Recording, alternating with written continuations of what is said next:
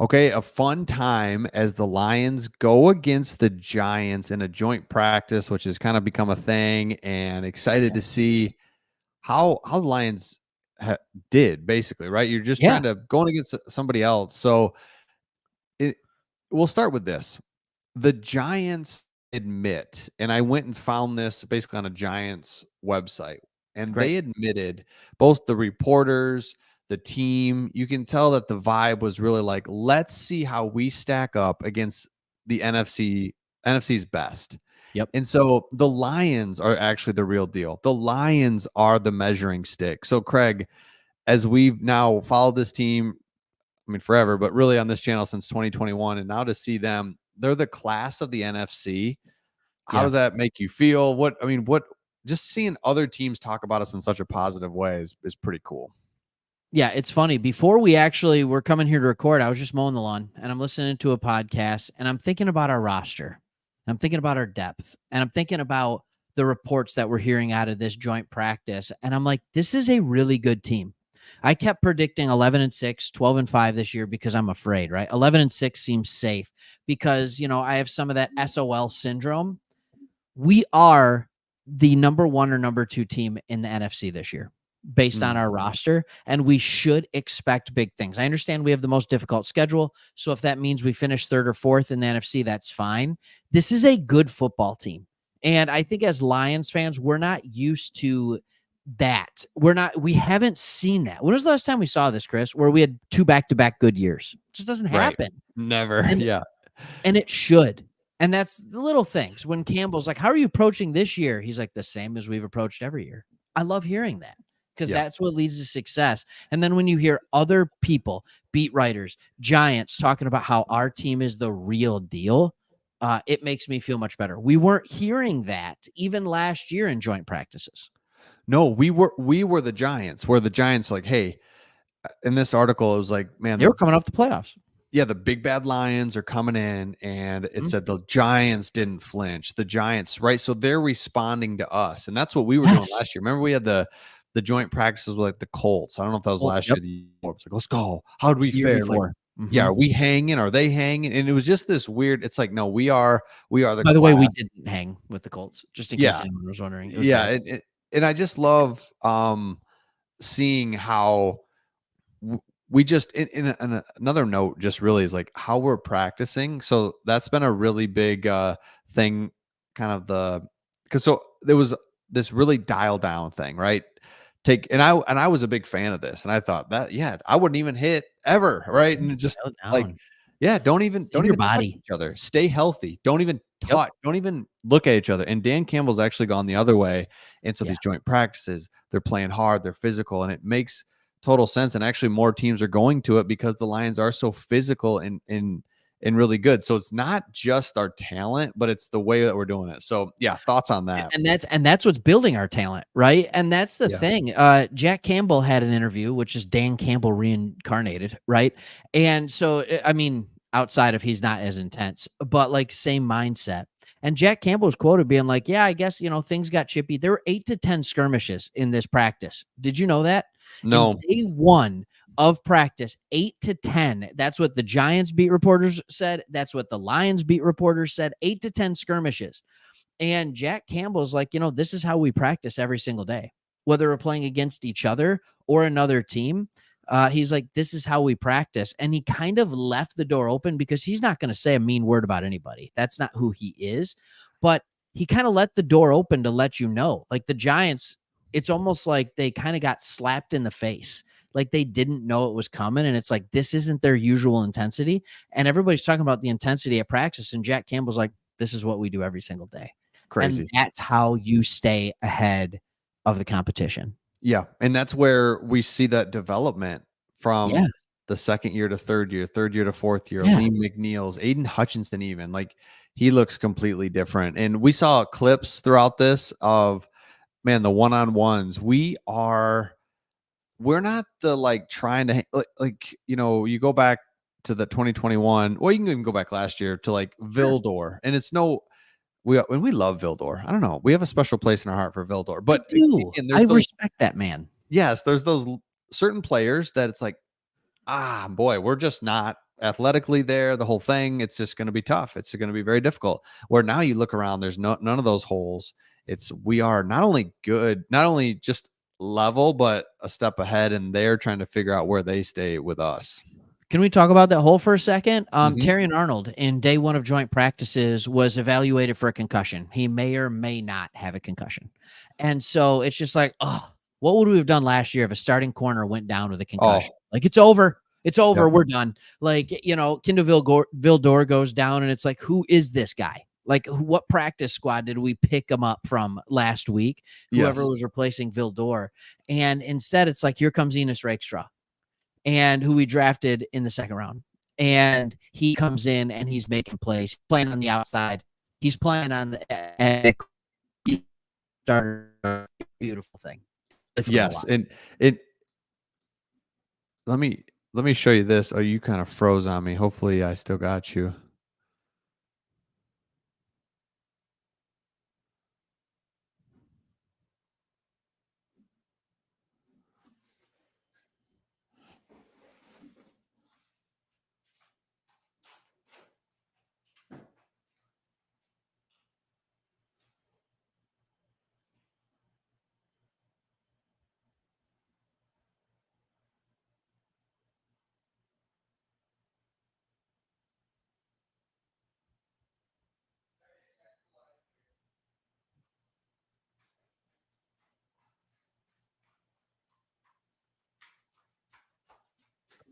Just leave.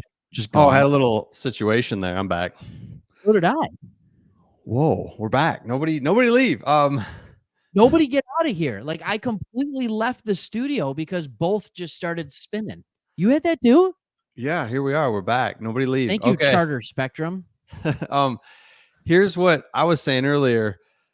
This is what the Giants were saying, is that standing up to the big bad bully, though, was only part of the story. So they're calling us like the big bad bully, the big, whatever, right? So it's like, okay, let's go. So we're the team that everyone's chasing. I love that. Oh.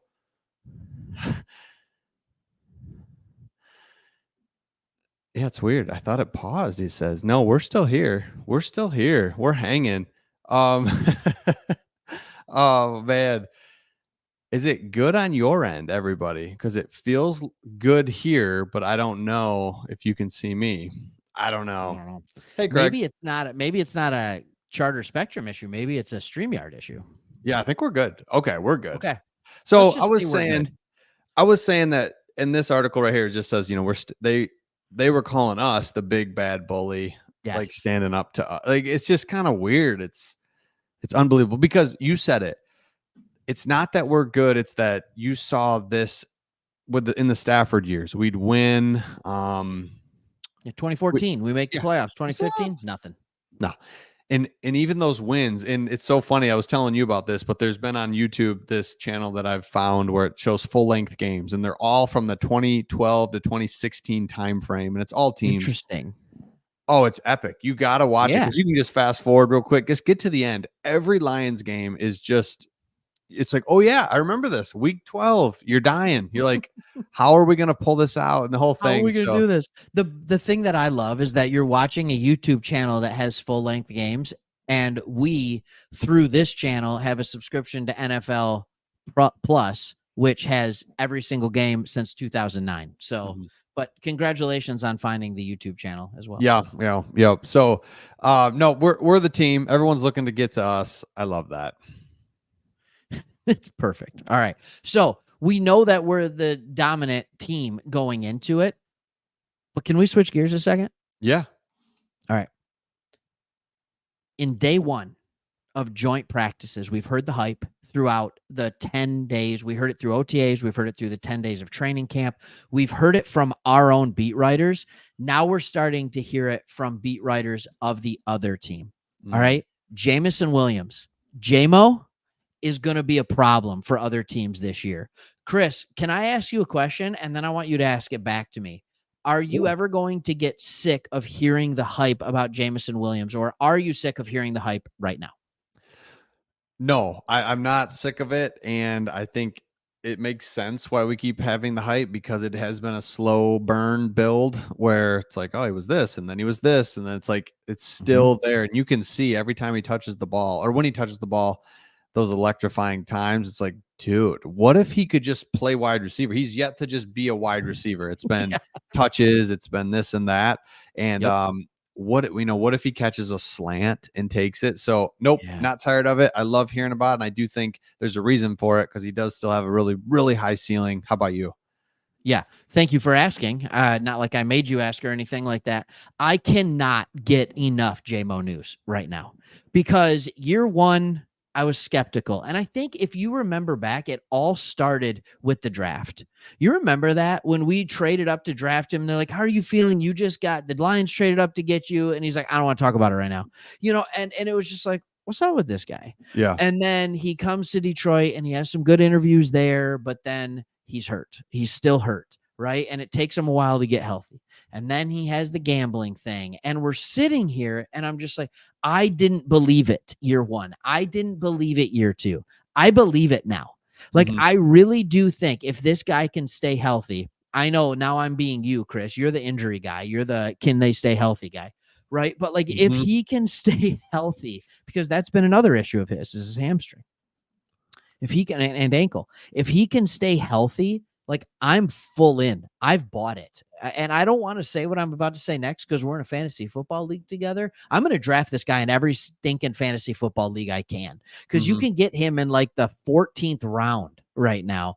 And I think he could be, he could end the year as like a wide receiver 1 or 2 in fantasy football. Like, the talent is through the roof, and it seems like he's doing everything: short, intermediate, long. I can't get enough of it.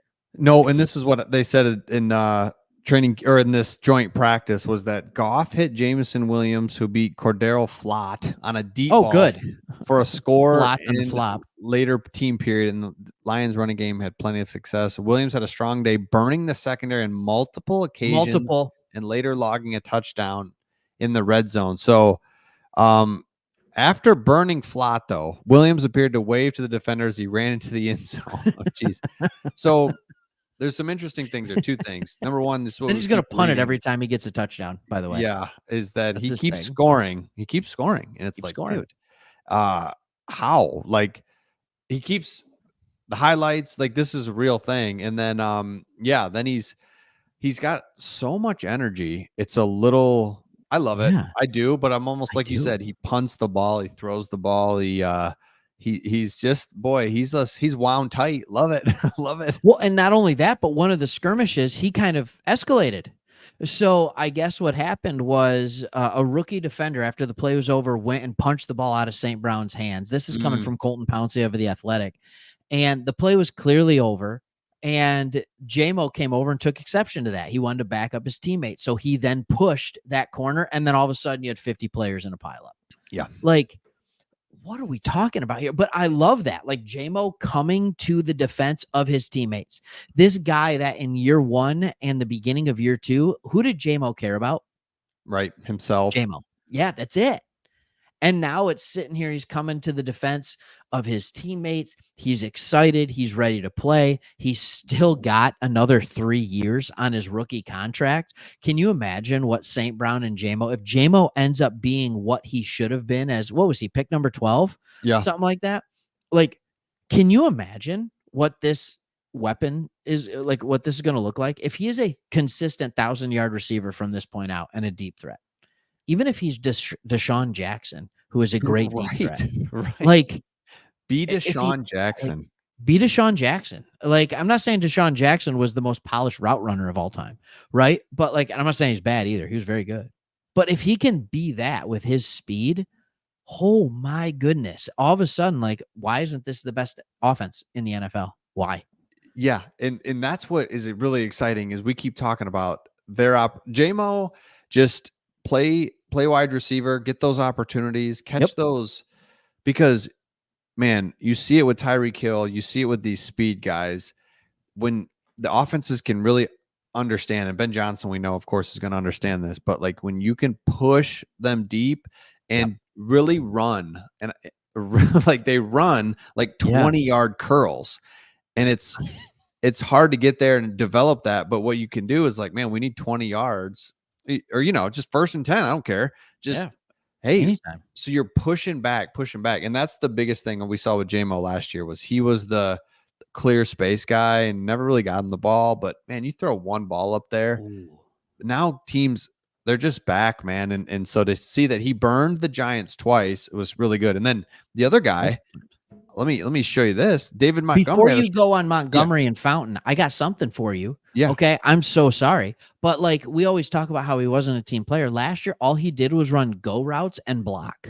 Yeah. Like you need to be the ultimate team player to be willing to do that. And he did it well. He didn't look bad doing it. So I think that's it. Sorry. Go to your next point. Hit it.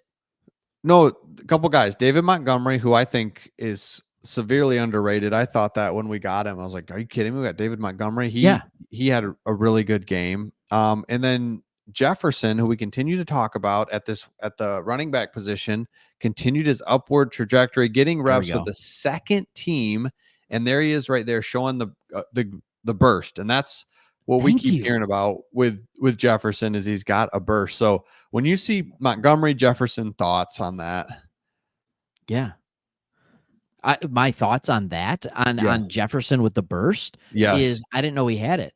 And it tells me like we always see like when good players go and put in work in the offseason, even if they're second team players, we hear about it. We heard about it when Levi Onwuzurike came in jacked, right? Like we knew the difference in his body type, even though he wasn't playing for us continuously at the time when he came into camp this summer. Guys like Jefferson, Jamar Jefferson at the running back position, running back 5, running back 6, something like that. If he just went to work like crazy on his body to improve his speed, to improve his physical ability, like you're not going to hear about it. But he probably did. Like he probably did. Otherwise, you're not going to see the burst. Or maybe for the first time, he's actually healthy. I don't know. What I do know is he showed a little bit of that pop. I wouldn't say burst, but a little bit of pop, a little bit of that it factor when he was actually healthy his first couple years. If he has the burst now, it's really exciting. Like I like the idea of could he even be an upgrade as RB3? Nothing against Craig Reynolds. Love him. But if we could have an RB3 that could come in and have burst, because Craig Reynolds can do a lot.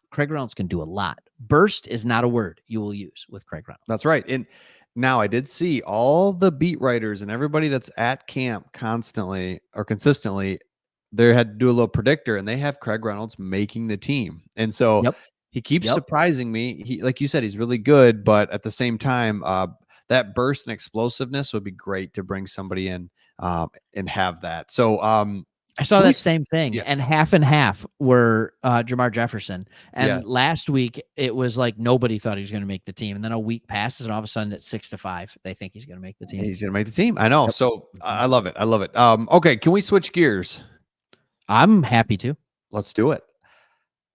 So one of the big things that I'm looking for in this joint practice, and I kind of keep my eye on him, is our guy. He's not our guy at all. We know who cares. Is Kayvon Thibodeau.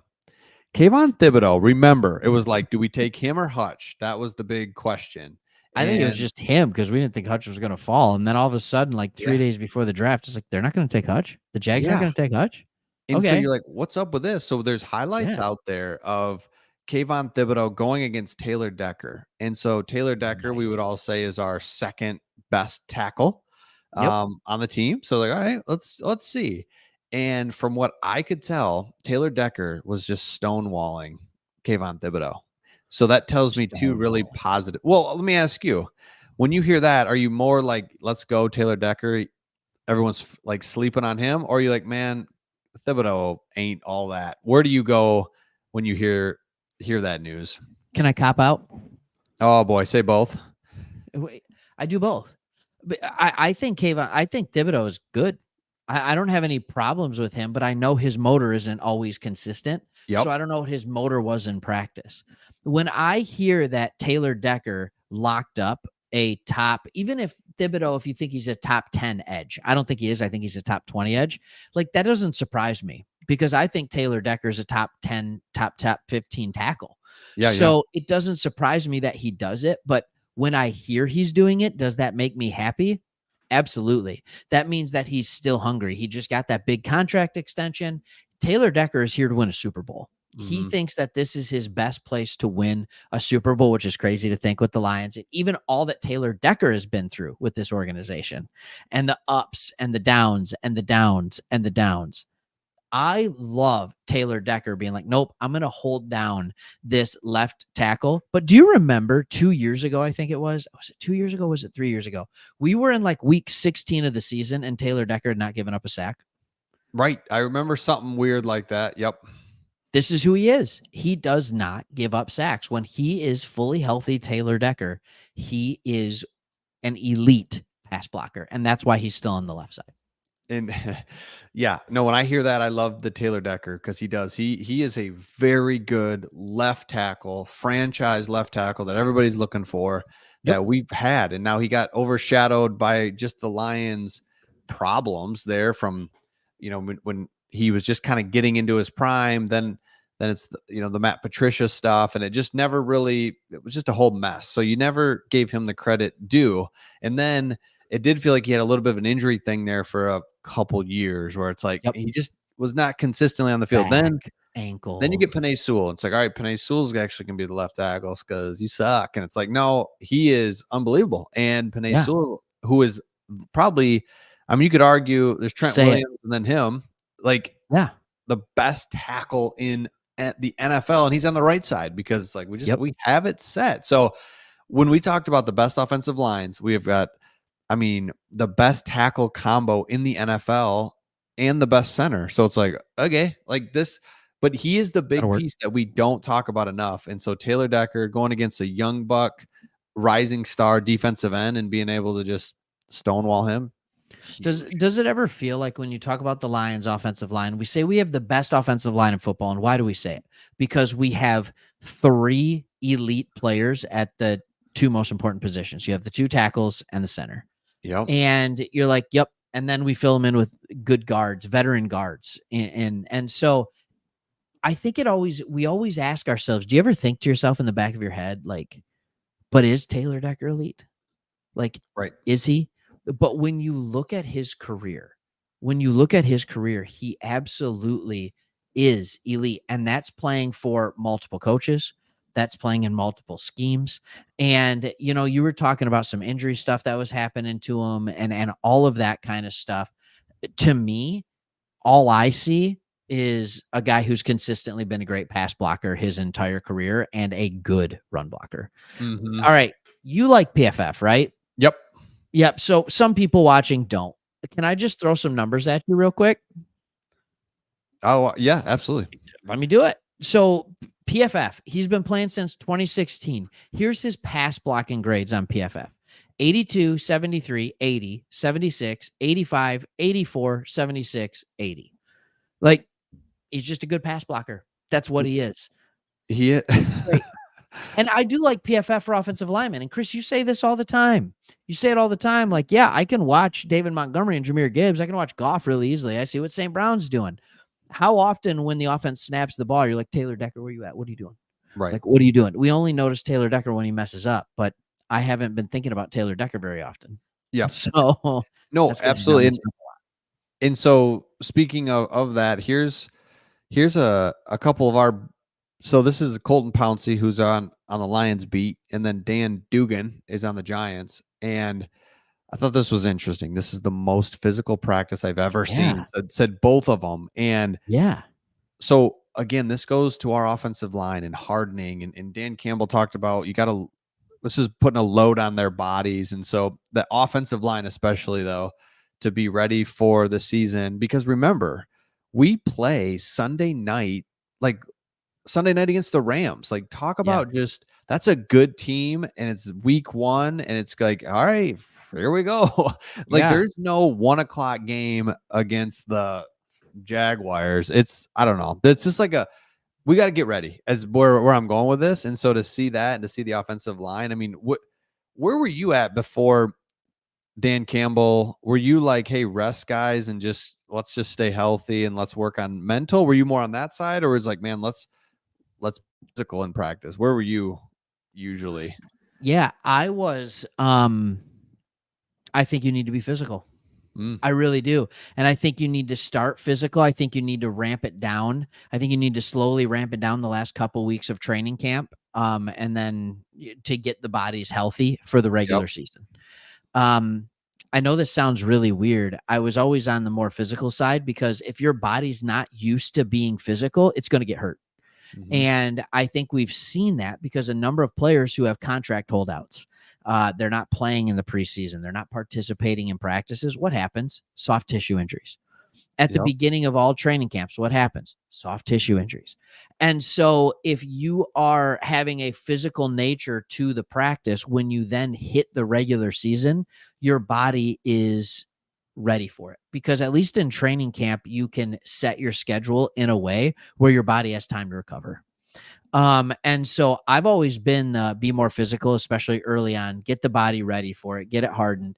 And that way, when you're running into the regular season, your body's ready to go. Yeah, and it makes sense. And now that you say it out loud, it's like you can get physical in a controlled way. So it's actually the Yeah. best time to do it. Why wouldn't you? Versus like, all right, go out there and good luck week one. Yeah. It's like because you can't help it. You're not gonna. We're here. It's like all right, it's training camp. We're gonna be. Mhm. Um, all right, let me ask you this.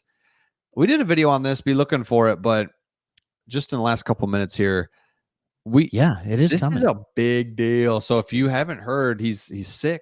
Don't really know what that means, Not even a clue. but offensive line we know is so important. And so to have our rookie interior offensive lineman not be out there is big, man. What are you less concerned, just as concerned as when we talked about this the other day? I don't know. I'd be less concerned if I didn't hear that Zeitler left practice today with a shoulder injury. Huh. And so, and that's the point, right? Like, you are going to have injuries to your offensive line. No team, unless you're the Philadelphia Eagles, who never get hurt ever, Right. will run out the same starting 5 offensive linemen every single game. You need to have backups. And Mahogany was one of these guys that I think we were excited and he was going to be hopefully ready.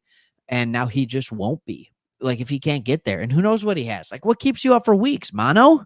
I don't Like, know. what does he have? Like, whatever he has, I guarantee, I guarantee he's not going to be coming back like in peak physical condition. Right. So it's going to take him a couple weeks to ramp up, get back in shape, and then all while trying to learn the offense. It's a lot for a 6th round pick. It's a lot for a rookie. And now people are even talking that he's not even going to make the team because he's not here. Because you got Manu, who needs to make the team, right? Like, he needs to make the team, but he's not ready. No, and You can't do 2 offensive linemen that make the team that aren't ready. You can't do it.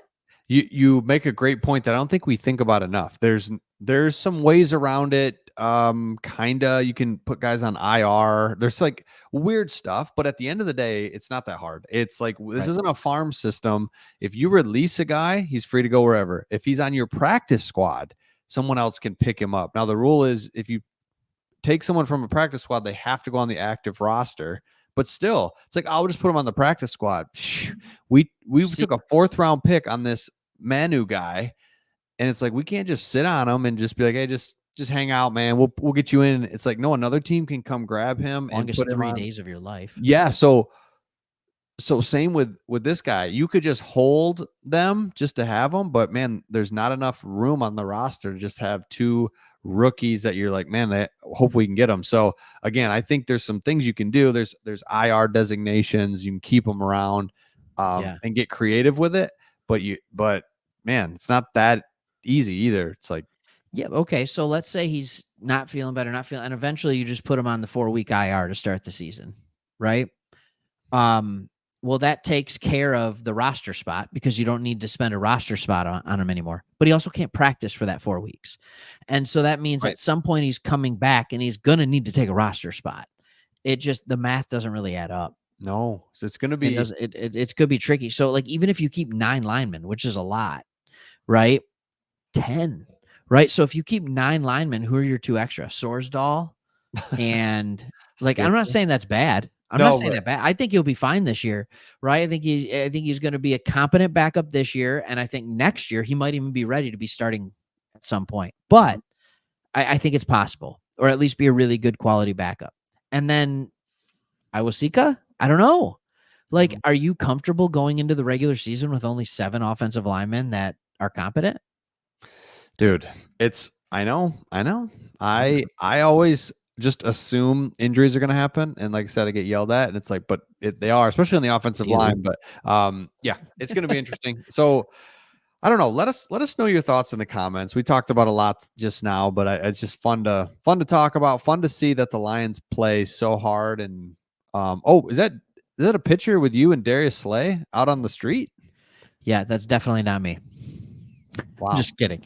I'm sure it's whoever this Lions Super Bowl 2024 is. Like, what is? Yeah, that's him. We got here On the street with Darius Slay. Is that big play? Big play? I always liked him. I always liked big play. And then Matt Patricia's like, I'll tell you who didn't like him. Why don't you get out of here? Diggs. Matt Patricia. I love Diggs, the safety. They traded too. I really liked him. You know, I like you too. Get out of here. But I thought Patricia's got a plan. I know he does. He's got a plan because he's a rocket scientist. Yeah. And so he must have a plan. All right, let's get out of here. This has been fun. Himself. This has been fun. Oh, man, you should have wore that the whole time. You think so? Oh, can hear you crystal clear. Crystal clear through the face mask. Yeah. I don't know if you know this. Paid $250 for this exact replica. Yeah, it looks like it from the 1951. Yeah, no, this is mid-90s, bro. Franklin. Wow. Is that? Yep. Did you get that out of the JCPenney catalog? Yeah, you know what? Do you remember My parents bought this for me when I was 8. Okay, and I never had the heart to get rid of it. Oh, Drew! For a second, I'm like Drew, and then he saved it. I'm like, oh, thank goodness! Like I was like, Drew, come on, man! Like this is dope. I think I might wear this for the season opener. Dude, yeah, you gotta wear that. That is. Can you imagine if we go live, and I'm just watching an entire game like this? Yep. Dead serious. Oh my gosh! Thank you, Drew. Drew. All right, let's get out of here before we start. You, brother. All right, let's get out of here before things get weird. Thanks, everybody. Burst. Got that burst. See ya. Burst. See ya.